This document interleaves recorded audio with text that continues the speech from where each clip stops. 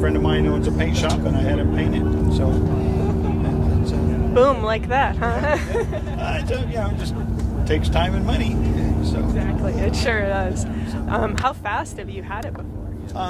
Well, everybody was bugging me about running it. It was the guy I bought it from said it was a 1090 car, and it probably would run that fast.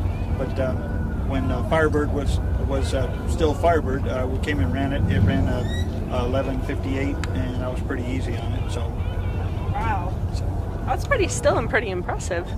I mean, it was basically a street car. I just opened the headers, and away we went. So.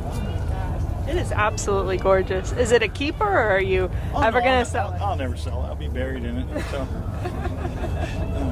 It is absolutely gorgeous, though. I love it. How big are those back tires? 13-inch wide. 13. Yeah. That is amazing.